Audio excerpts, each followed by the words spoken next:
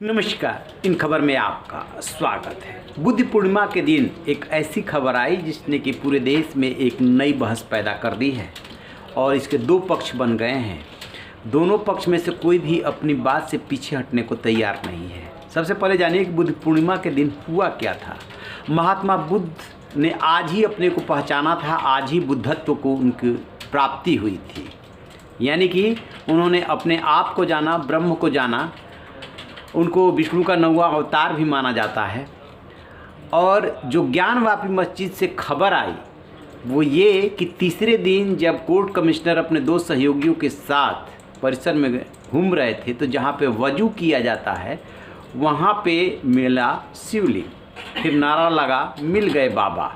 बस इतना कहना था कि कोहराम मच गया। तत्काल कोर्ट को सूचित किया गया। कोर्ट ने आदेश दिया, डीएम को कहा कि आप तत्काल उस जगह को सील कर दीजिए।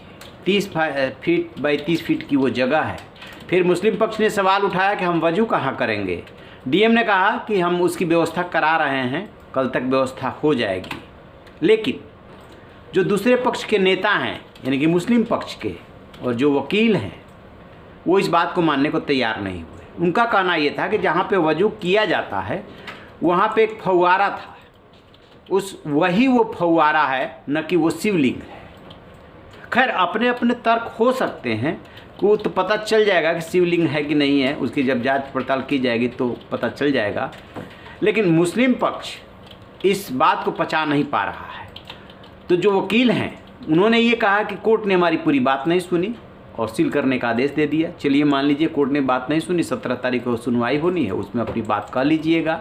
अब खबर ये आ रही है कि मुस्लिम पक्ष जाएगा हाई कोर्ट और वहाँ पे अपनी बात रखेगा। बिल्कुल जाना भी चाहिए।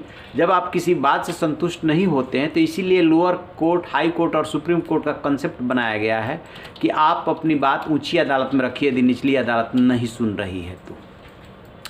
अब यहाँ से जो है अब तकरार बढ़ने वाली है। पहले क्या हुआ कि ये जब कोर्ट कमिश्नर नियुक्त हुए थे तो वो कई 2 दिनों तक चक्कर लगाते रहे, उन्हें सर्वे नहीं करने दिया गया, वीडियोग्राफी नहीं करने दिया गया। इसके बाद जो है ये लोग कोर्ट में गया मुस्लिम पक्ष कि हम संतुष्ट नहीं हैं, वो पक्षपात कर रहे हैं।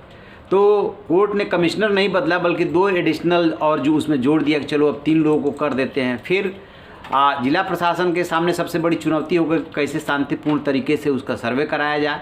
दोनों पक्ष को बिठा करके बातचीत की गई, सर्वे हुआ शांतिपूर्वक। लेकिन जैसे ही शिवलिंग मिला वैसे ही कोहराम मचा। मुस्लिम पक्ष जो डरा हुआ है या जो जिसको लेकर के आशंकित है, ख़ास तौर से AIMIM चीफ असदुद्दीन ओवैसी जो है वो लगातार नारा बुलंद कर रहे हैं कि वो मस्जिद थी, मस्जिद है, मस्जिद रहेगी। वो इस बात को रट लगाए हुए हैं और वो बात साफ साफ कह चुके हैं कि कोर्ट का फैसला ये जो आया है वो गलत है, ये हमें मंजूर नहीं है।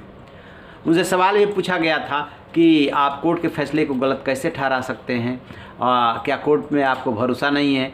तो उसी का एक तरह से आप कह सकते हैं कि जवाब दिया गया है कि हाई कोर्ट जाने की तैयारी हो रही है। हालांकि अभी सोर्सेज के हवाले से खबर आ रही है, लेकिन जो पक्ष सुप्रीम कोर्ट पहुंच सकता है कि सिविल कोर्ट 1991 का एक्ट है उसके अगेंस्ट जा कर के काम कर रहा है, उसके अगेंस्ट फैसला दे रहा है, लिहाजा इसको रोका जाए। स्वाभाविक सी बात है कि वो हाई कोर्ट भी जाएंगे। एक सवाल और उभरता है जो हर कोई जानना ये चाहेगा कि इसके बाद क्या, मतलब सिविल कोर्ट में सुनवाई हो रही है, एक तो बात यह है कि हाई कोर्ट या सुप्रीम कोर्ट उस सुनवाई को रोक दे, क्योंकि सुप्रीम कोर्ट जा चुके हैं सुनवाई रुकवाने के लिए, हाई कोर्ट जाने की बात कह रहे हैं। दूसरी बात ये हो रही है कि 17 तारीख को जो दोनों पक्ष की तरफ से अपनी अपनी बात रखी जाएगी उसके बाद सिविल कोर्ट क्या क्या कर सकता है, उसके पास क्या क्या ऑप्शन है।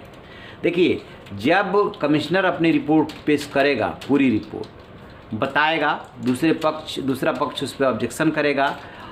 इसके बाद जब कोर्ट की सिविल जो भी कोई सूट होता है और प्रोसीडिंग्स आगे बढ़ती है तो उसमें दोनों पक्ष अपनी अपनी बात रखेगा। इसका अगला ये भी है कि क्या ASI से भी कह सकता है कोर्ट कि आप अपना सर्वे कीजिए, क्योंकि जितना वहाँ पे मिला है अभी तक साक्ष्य वो तो कम से कम यही इंगित कर रहे हैं कि वहाँ पे मंदिर, शिवलिंग, श्रृंगार गौरी ये बातें उठाई जा रही थी और अब उसके साक्ष्य आने लगे हैं। मुस्लिम पक्ष कैसे उस चीज़ को स्वीकार कर सकता है? जो वहाँ पे 5 वक्त नमाज अदा कर रहा है वो तो इस बात को स्वीकार नहीं करेगा। तो ये एक तरह से आप कह सकते हैं कि झगड़ा बढ़ चला है। असदुद्दीन ओवैसी चाहे कुछ भी कहे कि ये रहेगी मस्जिद हमेशा, उधर से जो केशव प्रसाद मौर्य हैं वो कह रहे हैं कि बुद्ध पूर्णिमा के दिन है, सत्य ही शिव है, शिव ही सुंदर है। स्वाभाविक सी बात है, वो भी अपनी जगह पे सही है।